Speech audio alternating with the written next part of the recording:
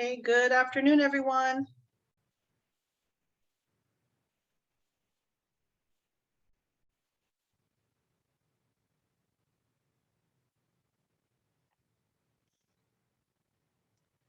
Oops, you guys can all hear me? Good afternoon. All righty. We'll just give it a couple minutes. I'm subbing in for Mr. Bill Gross as he is off on some Jewish holiday. See here.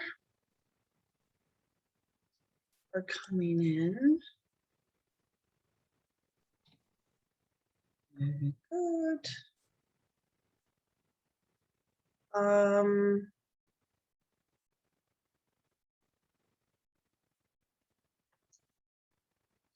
Give me a second. I have you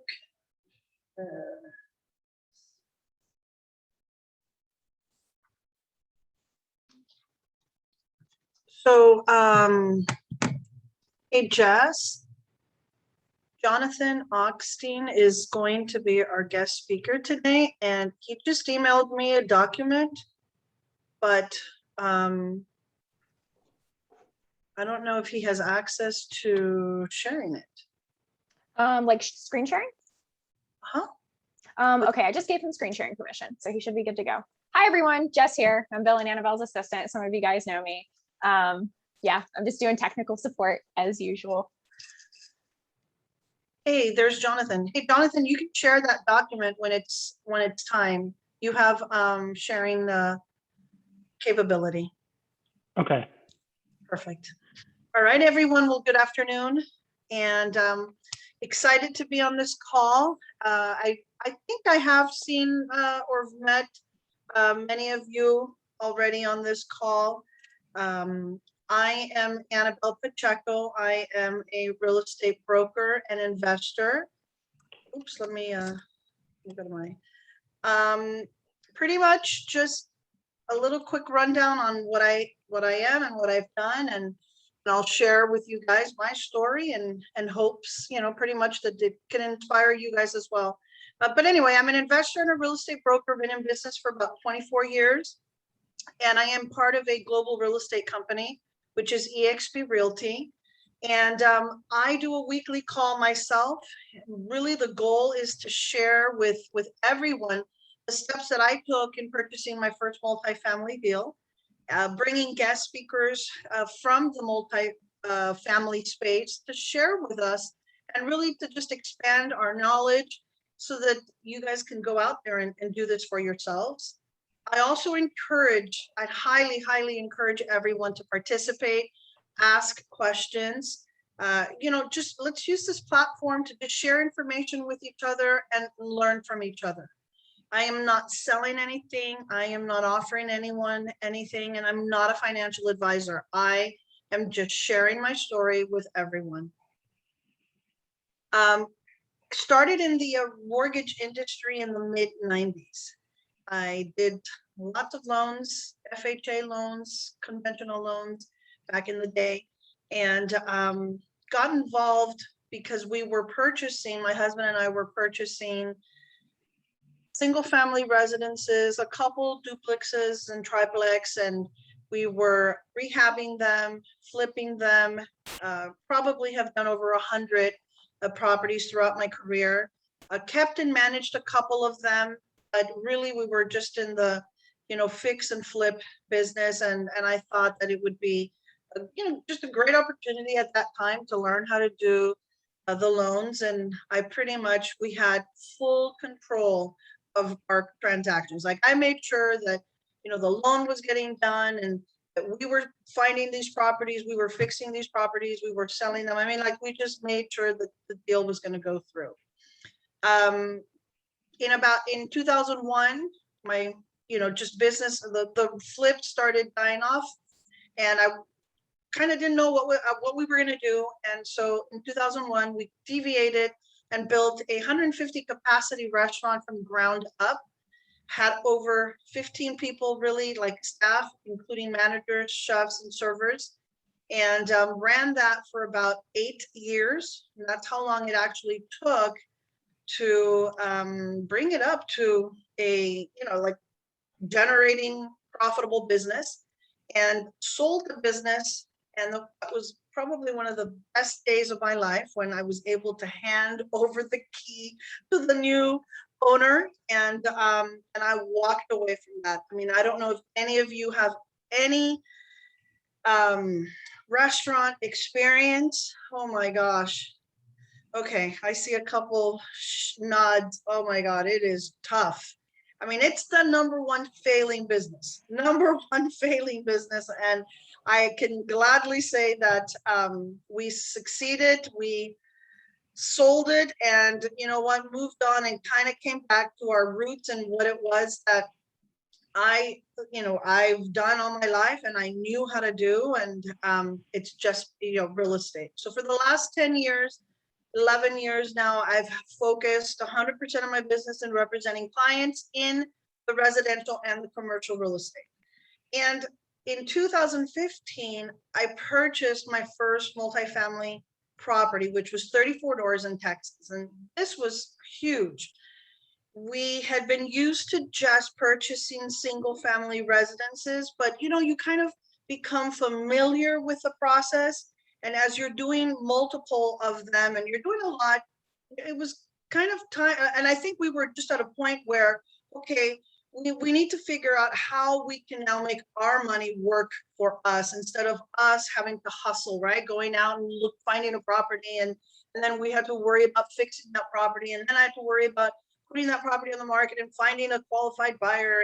And back in the day, I mean, it was very hard, or at least maybe it was harder for me. For some reason, the quality of buyers was not the quality of buyers that anybody would want to even have to deal with. It was not easy. And I think maybe I'm here in California, and I really started my career in Compton. If any of you know where Compton is at, it's rough. It's rough, but you know what, all that experience, I think all those headaches and heartaches and painful moments kind of just made me who I am today. And I've obviously learned a lot in real estate, and it just kind of pushed me to, okay, you know what, let's figure out this multifamily thing, and how are we going to invest. And really at that point, we were really looking for a way to create cash flow and generational wealth. And so, here are the reasons why I invested in multifamily. And you know what, hope it inspires you guys to do the same as well. Number one was cash flow, right? Like, how do we find something that's providing monthly income, and really a nice monthly income? And it was multifamily. So just in a nutshell, cash flow is rental income minus all your expenses, right? That's what you're taking home every day. I mean, like every month. And then number two was like, how cool to have tenants pay down your mortgage, because you factor that in. The beauty with multifamily is you're factoring in that mortgage payment or your debt service, and then all the other expenses. And then at the end of the day, you have your cash flow, what you're going to use, right, for your living expenses, or for whatever you want to use it. And then the third was the appreciation. Having, you buy a property today, that there is a definite opportunity to increase its value by remodels, by increasing rents. And as you're doing that, this property is appreciating over the long run. Right. And I'm going to show you guys in the next slide kind of where I'm at and what's happened. And number four is tax benefits. So really having the opportunity to depreciate, and there's many other tax benefits, but I think for me, and at my stage, it was really these two that I was kind of interested in. And depreciation, which is, it allows you to expense a portion of the physical structure each year on your taxes. And then a 1031 exchange, which allows you to defer that capital gain taxes. And there is no limit, right? So if you happen to buy a property and by year 2 or year 3, that property's appreciated, where you feel that, hey, I can take that appreciation and roll it over into another property, and you're in a good position to do it, you have that availability to do it. And if you want to do it again in the next 2-3 years, you can. And I messed up because by year 2 or year 3 that I had purchased these, I had 100 doors offered to me at like a fraction of a price. But I was thinking small. I was afraid. I was so involved in this. And, if I would have had that in my portfolio right now today, probably wouldn't even be talking. I would have done really, really well. But so let me share with you what pretty much my situation and where I'm at today. When we decided to invest in multifamily, we were looking for property. Now, remember, I have this flip, right? Fix and flip mentality. So I was kind of looking for the same, something that had an opportunity for us to come in, fix it, and increase its value. And so what that's called is a value add multifamily. And so we searched and we really did study the market for a solid year. I would say I had a mentor who had already purchased out in the Dallas area. And I just thought, you know what? I'm not going to reinvent the wheel. He's done very well. He's already kind of done the research. I'm just going to take it to another level and just, study the market for my needs. And so just went into Texas, Dallas area and started searching, driving around, studying the market, met with a lot of different, real estate agents, and you just become familiar with the market. And when we found this property, and I found this property on LoopNet, when I called the agent actually happened to be the owner of the property. And I was a buyer who happened to be an agent myself. So it's just perfect, right? We both connected. I was extremely interested. I knew based on just the market, I knew that it was a good opportunity. And we went to go see it. I think like within that weekend, we negotiated and then put it all in writing, and it worked. We opened escrow. But beauty of it is that it was an $850,000 purchase price. And we could have gone the traditional financing way, but I think that it would have been harder.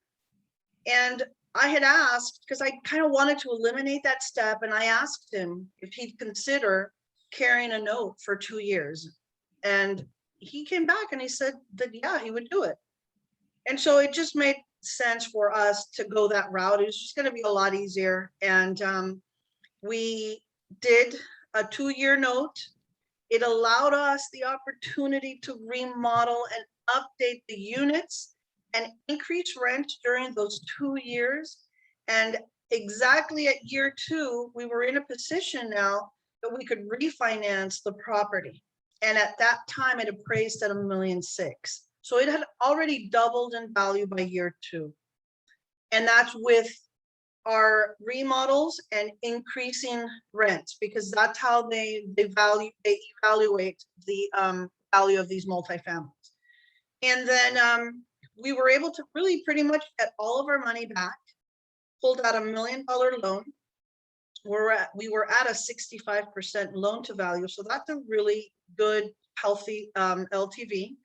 And today that property is worth 2.7. And,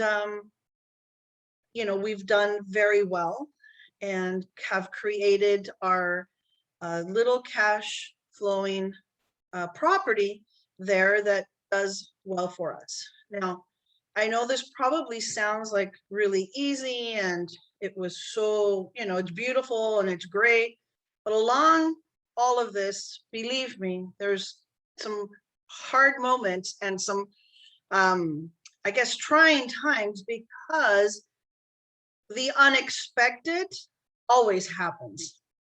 I mean, like, you have to prepare for the worst and then some more, because that's just the nature of the business. And the reason I'm saying this is that when you get involved in, I think, I'm not going to say that it's only multifamily, but it could be 1 to 4, units as well.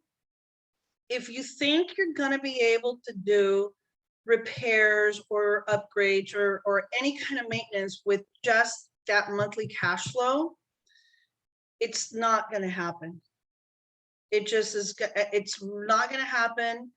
And you're really putting yourself in a position that might be hard to get out of. So, and why I'm saying this is, you know what, you come in and you have, you know, obviously you want to have that reserve for capital. I mean, that just the reserve for improvement into the property alongside your down payment. And even if you're going to finance, I mean, like in my case, it really was very easy because I wasn't required to have any additional funds, right? Like reserves. But I'm sure the traditional financing, they would have made sure that there were reserves there. And I'm sure that's what's going on right now. And I have, anyway, so this is my story here. I'll show you guys just a picture of my property. It's a 2-building property. There are 24 doors on this building, 1 bedroom, 1 bath. And then there are 10 units here, 2-story, 2 bedrooms, 1.5 bath. Any questions so far? Yeah, Annabelle, I don't need specific numbers, but I'm kind of wondering, after the initial remodel costs and after the initial investment, what's the cash flow, what's the operating versus cash flow different? I mean, are you making 20% profit per door, 30%, 10%, 5%? Did you get what I asked? I mean, I know I fumbled it. No, but hey, Jonathan, would you be able to help with that? You've seen my numbers, kind of. Right. So you're just asking on the total NOI on the property? Yeah. What's your operational profit? I mean, you know, what's your, after the initial investment, what's coming in, and, you know, versus, you know, obviously there's, you know, management, upkeep, general maintenance, blah, blah, blah, costs, electric, power, water, whatever. What's left over? Right. The way we underwrote this is an NOI of, I believe the NOI or the net rental income was around 113,000 based off the latest rent roll. So total NOI, what we underwrote was near upwards of 150,000. And I don't know how much work you put into the property from when you bought it until now, but buying it at 850K, do you know what your CapEx budget was? Well, total? we were at 350, about 350. So our $1 million loan, pretty much we got all our money back. Right. So I mean, that's what our underwriting came back at, upwards of 150,000 in NOI, net operating income.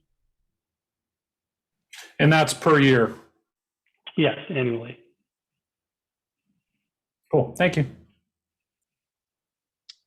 I'm sorry, I don't know my percentages or I just kind of know the monthly income that comes in, the dollar amount. So, but anyway, so that's pretty much kind of what I went through, how I learned the business, and, you know, just always exposing myself to it. And I think that obviously there's no better way to learn this than going through it. And just also really it's connecting with people that know the business, and that's how you learn, and also opportunities come about it. So today I have actually Jonathan Oxtein, who is with Marcus and Millchap from the Dallas area, who I invited to join us, and really just to kind of share what's going on in the Dallas market, you know, maybe some properties that are for sale, and just to kind of give us some information about Dallas market. So welcome, Jonathan. Let me stop sharing my screen here so that. Okay. Yes, there we go. So welcome. Awesome. Thank you. Definitely appreciate you having me on here. Just a little quick background on me is I started at Marcus and Millchap in August of 2020. So kind of in the middle of the pandemic, but actually my firm and my team specifically hired a good amount of agents during that time. So we're a total team of 18. We have about 13 agents on the team that cover all over Texas, DFW, secondary and tertiary markets throughout Texas, east, west, north, south, and the surrounding states such as New Mexico, Oklahoma, Arkansas, and Louisiana as well. So, and I specifically cover DFW 75 units and under. So other agents on the team are specific to secondary and tertiary markets of East Texas, others West Texas and New Mexico. Those are all size units. And then agents on my team are strictly DFW 76 units and larger. So we cover the whole spectrum all throughout Texas and those surrounding states. So definitely a great team to be connected with. And we do a ton of transactions. We've done upwards of 50 transactions year to date. And I believe at the end of the year, we should be around 90 transactions year to date. And that's over $1 billion in transactions and volume. It's right around there. So I'm also the listing agent on Grand Prairie Villas, which is Annabelle's property that we're currently selling. So if I can just share my screen. Let's see.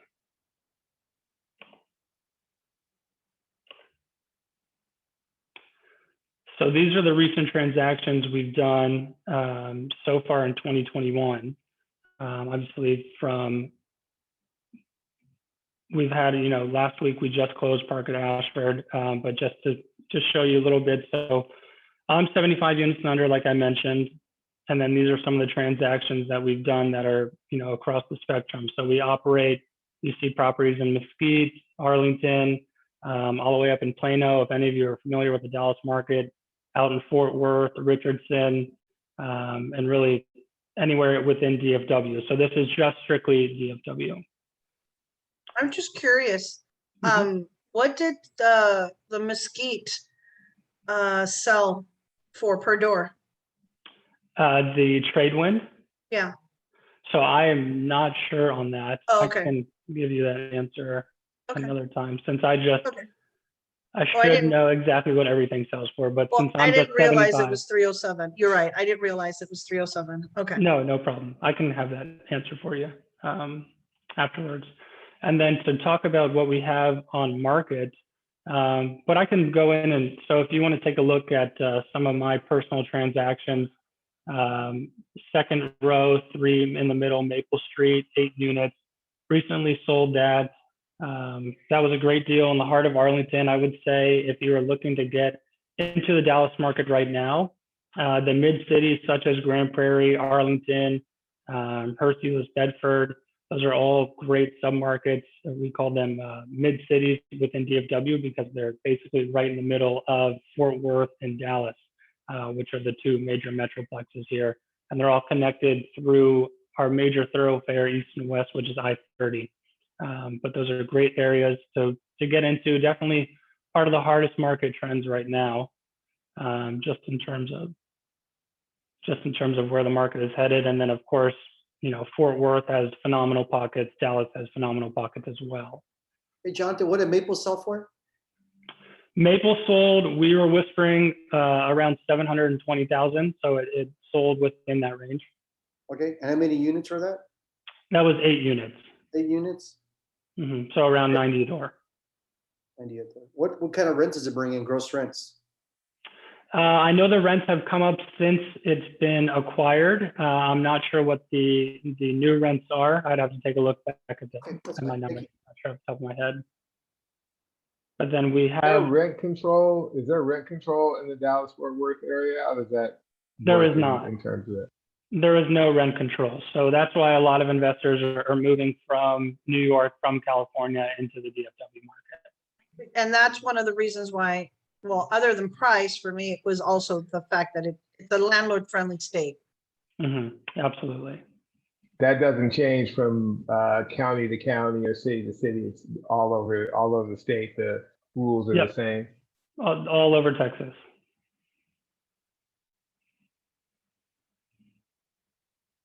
Awesome.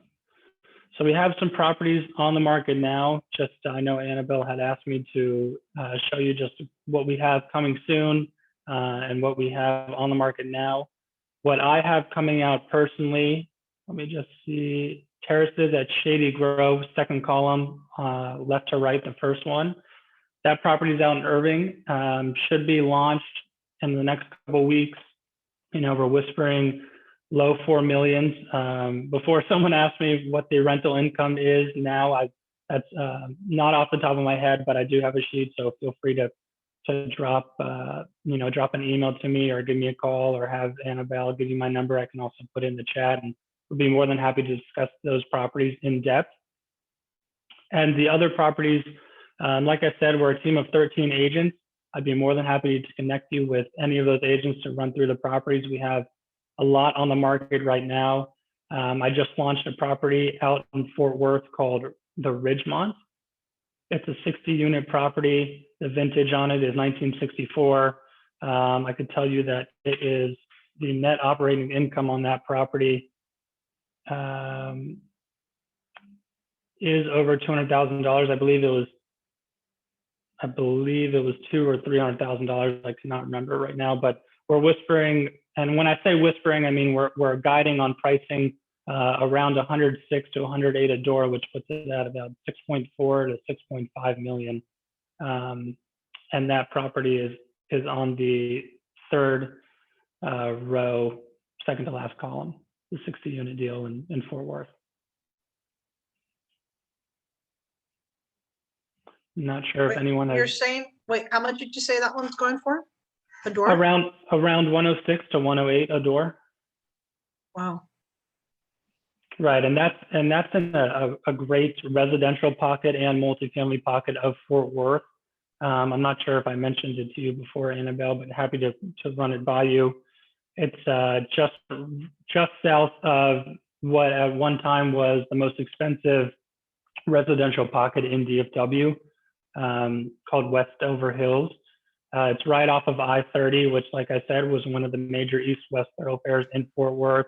I recently sold a property right around the corner from it, just down the street, Birchman Commons, which was a 21-unit turnkey property. And what I mean by turnkey is all the renovations were done for the most part, and we sold that for just north of 100 a door.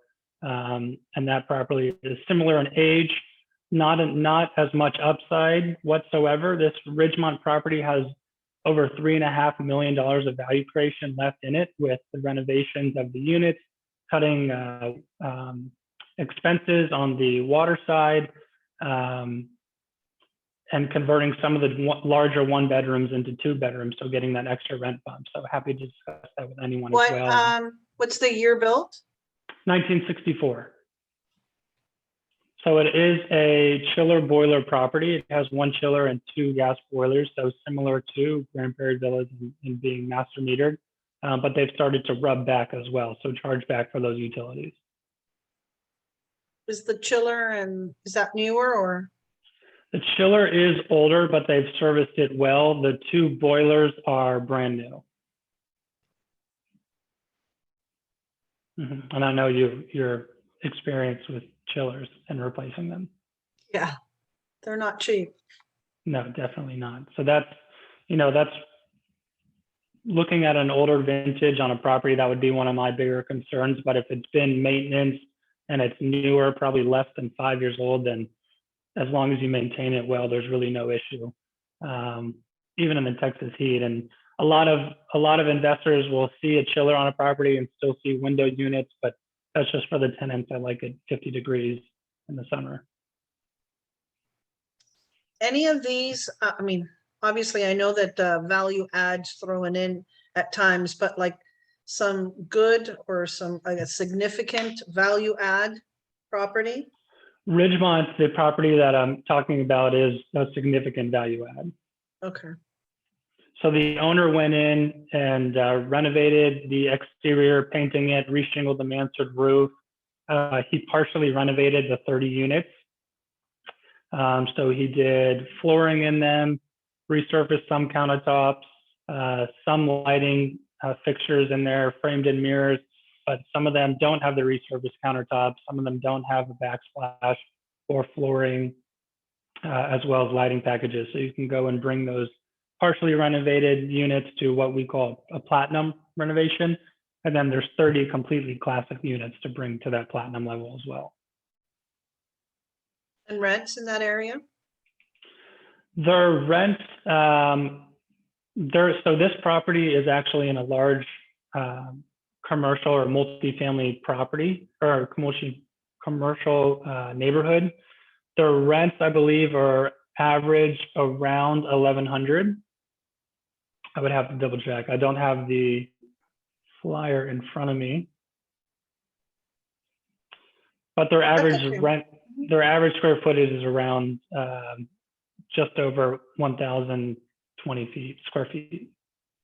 So they're large units. So that's why we're saying you can go in and some of those 2-bedroom larger units you can make actually 1-bedroom larger units you can turn renovate into a 2-bedroom.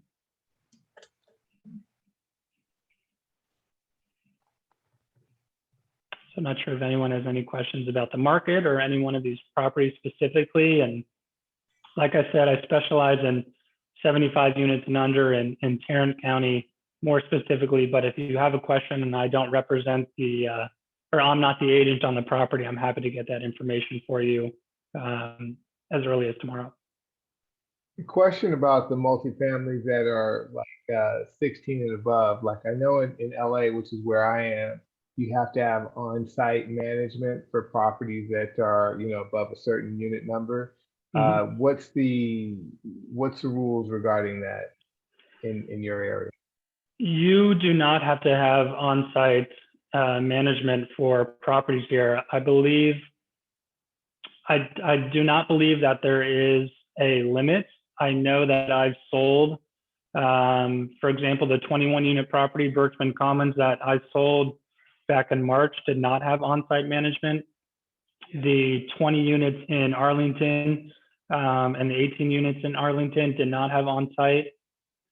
Typically what I've seen is certain property management teams don't have on-site management unless it's 50 units or more.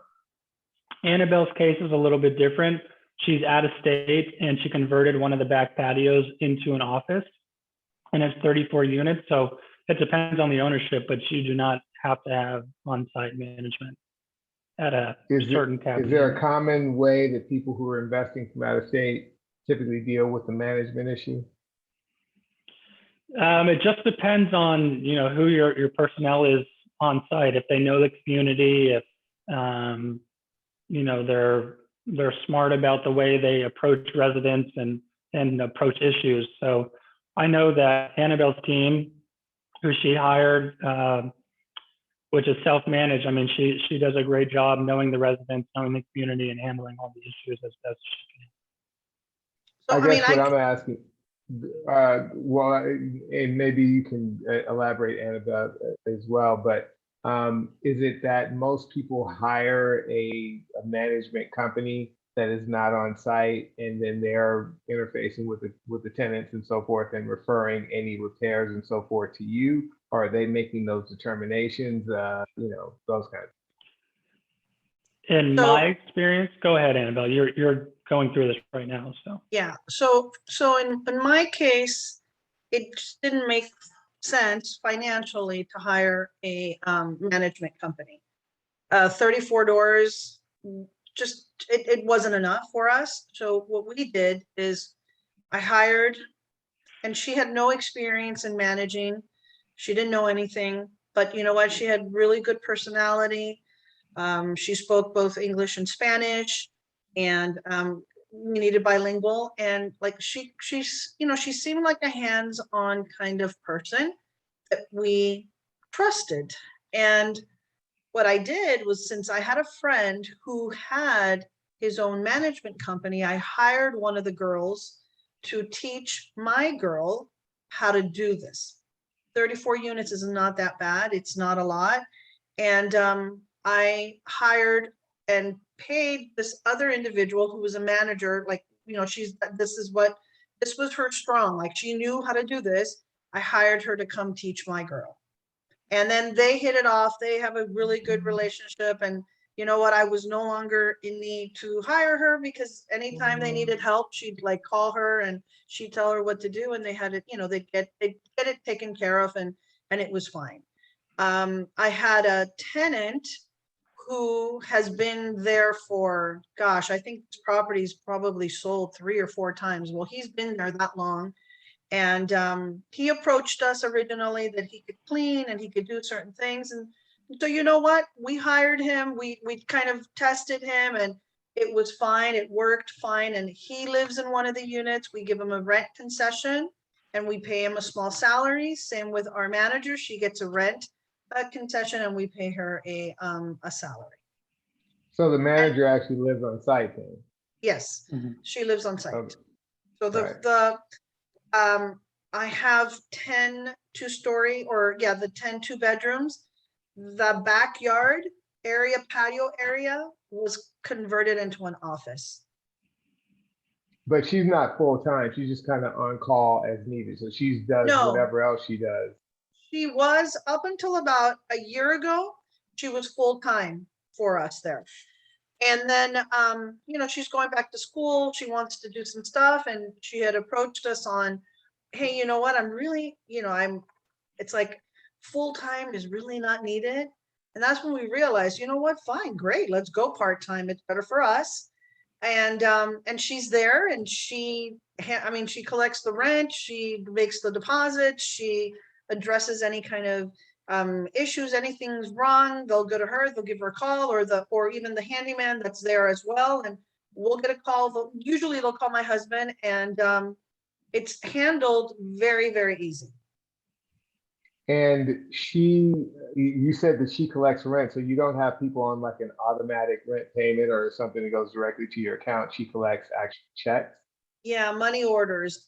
Unfortunately, we tried to go, we wanted to be as streamlined and as easy as possible. And we had set it all up for them to actually, like, even the first few months, so like come to the office, the manager will walk you through the process, and then it's just really easy. The money comes out of their bank account and it's done, right? And it's deposited into our account. Well, and this is why, like, really the demographics, our demographics, just unfortunately, they're not savvy enough to use computers or automated payments. Maybe out of 34 doors, 1 was super happy to have that.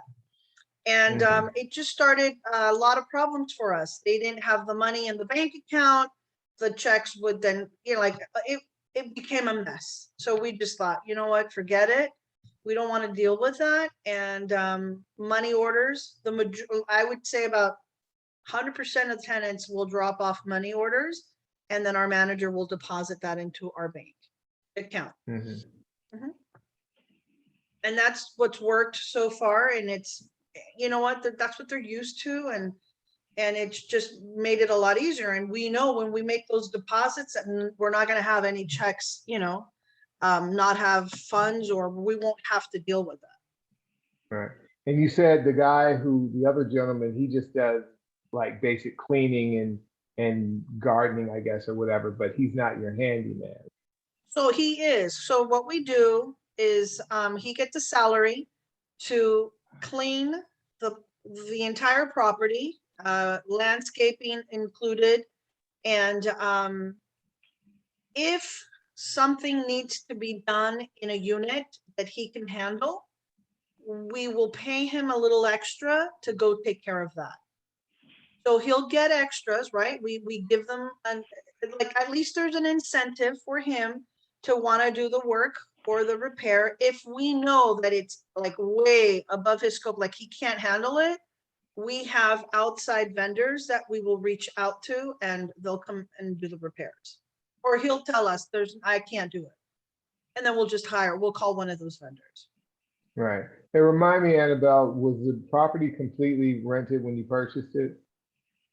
It was completely rented, but it was way, way below market, and it was in really bad condition.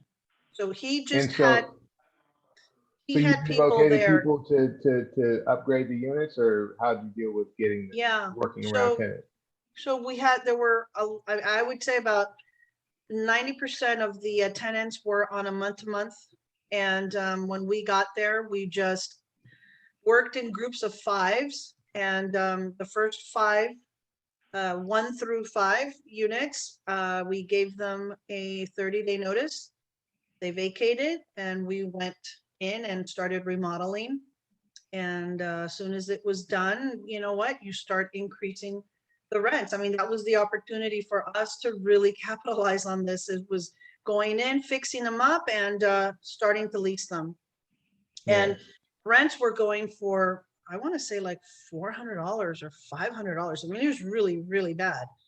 And we got in there. I mean, our 2 units are somewhere in the $900 or $1,000, right? Something like that. Maybe your guests can speak to the rental market. You know, I know one thing about relocating tenants, you know, long-term tenants or even tenants that have been in place in LA more than a couple of years. They're shocked by the market rates of rentals in LA that could continue to go up. What's the experience in terms of appreciation of rents in the I guess in the DFW area? If you need to give notice to tenants, are they easily able to find adequate rents, you know, for similar properties, or is it like way escalating quickly over time? Well, I mean, we have a waiting list. I mean, we vacate someone tomorrow. I mean, there's people on our waiting list. I mean, Jonathan, you can also. Right. What I would add to that, and if I'm understanding your question correctly, is right now in pretty much across the board, we're seeing new leases or renewals, those rents really jumping. You know, there's no rent cap here. I would say more so in core Dallas or core Fort Worth, where you have Class A properties, completely different type of tenant base. I mean, you could see those rents, you know, popping 10% on renewals and possibly 10 to 15% on new leases.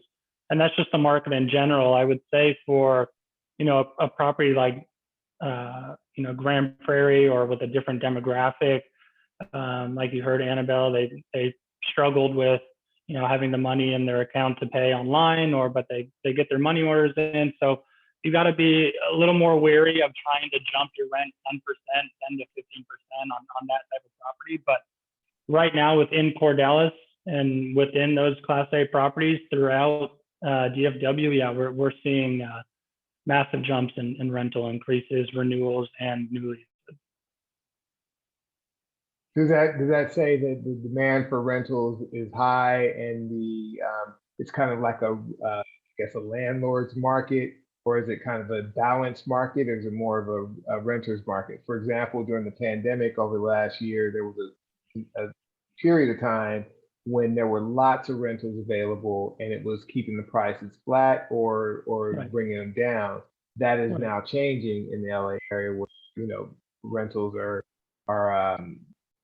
it's a tighter market. So what's been the experience in your area? No, it's a much tighter market, and I know New York was experiencing the same thing. I had a couple of friends that were finding great deals all over the city in New York.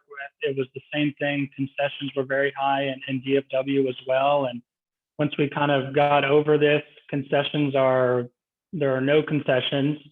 Every property is 95, 97% occupied, collecting 95, 97%. Rents increasing.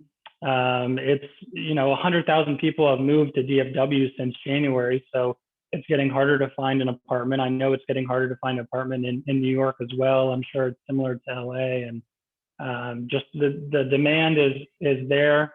And I would say landlords are, I don't want to say taking advantage of tenants because that just sounds wrong, but landlords are definitely utilizing this to increase their rents and increase their revenue. Yeah. And I Why will are owners share. selling? Why are owners selling in that market? Seems like, you know, it's a perfect market if you've owned your property for a long time. There's no cap on on revenue, what's your typical seller looking like? Are they just hired landlords, or where are the Well, opportunities? that also depends. I mean, an owner and seller like Annabelle, she's looking to 1031 into something larger that produces even more cash flow for her. So, you know, with the hopes of just continuing to collect that mailbox money, that monthly income, annual income. For larger, you know, owners and larger syndicators when that own those A-class or, you know, 200 unit properties that you see on this coming soon list, it's a little bit different of a story. They might be looking to retire. They might be looking to, you know, get into even larger, or into newer deals.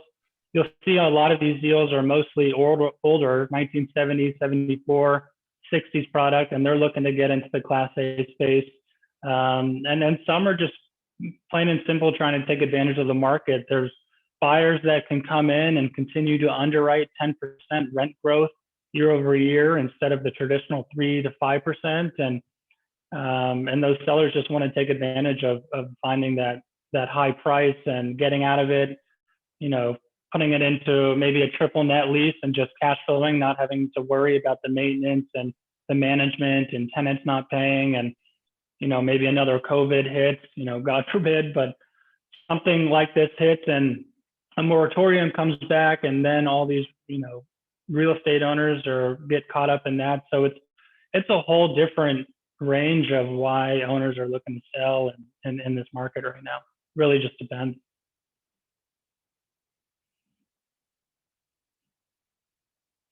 Thanks for I mean, that. yeah, my goal is to use the appreciation to double up at least and create some more cash flow and an opportunity there to increase. I mean, hopefully that property appreciates as well, right? With additional, because there's some value add opportunity there that we can come in and Right. fix and increase Right. the rents and kind of Right. do the same thing we did here. Maybe not to the same extent, but we do it at a different level.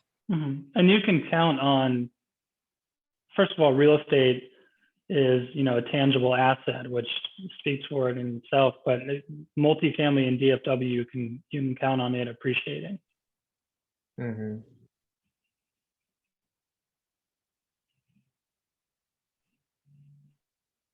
Cool. Any other questions?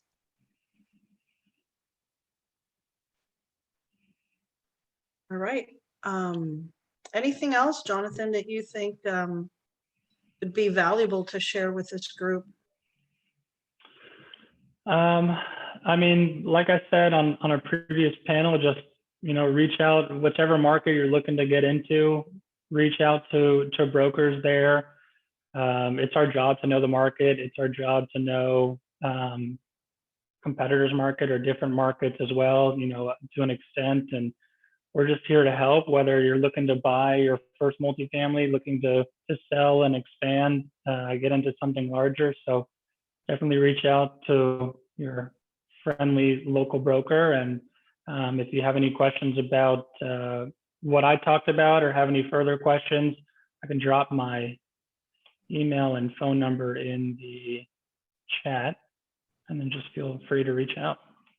Well, while you're doing that, Jonathan, I have a quick question. Does anyone on this call own multifamily, 10 doors plus or anything in that space? I do. I own a couple of multifamilies in the LA area. Okay. How many doors? 10 doors total. Perfect. Okay. And I own 2 industrial parks with 26 tenants. Nice. What area? City of Bakersfield, California. Okay, cool. Very good. And I think someone else raised their hand. Yeah, I also have 5 complexes, and we just signed a deal for 2 more in Houston. So I own 1 in Austin, 1 in San Antonio, 1 in Texas City, just south of Houston, 1 in Jacksonville, and then 1 in Atlanta. That's awesome. Fantastic. How many doors? Now it'd be close to 1,000, just a little under. So Nice. Are you part of a syndicating group or? it's my partner and I. So we we do a big chunk and then we syndicate the rest. So Nice. Fantastic. Yes, go ahead, Melissa. I'm looking for investors if anybody would like to invest, because we did 2 deals at once and it's hard to raise capital all at once. Usually I can do it, but not, I've never done back-to-back deals like at the same time. So Well, why don't you put your info on the chat? I will do. Yeah, that'd be great. Thank you. Yes. Thank you. Yes, Melissa. Well, thank you. I loved everything that you guys were talking about. I know I'm mostly based in Los Angeles. Our property management company, it services Los Angeles. We've got about 700 properties at this time. I think the largest portfolio we have is about 150 doors of one of our owners. So we do residential property management, single family homes, and multifamily complexes. Can I get Very your phone number on the property What's that? manager? Please, Real Melissa. Property Management, California Coast, and we're a nationally recognized franchise. So we're in Texas, we're in New York, we're everywhere. Why don't you put your info on the chat, Melissa? That'd be great. Yes, will do. I think Carlos is interested in that. That's awesome.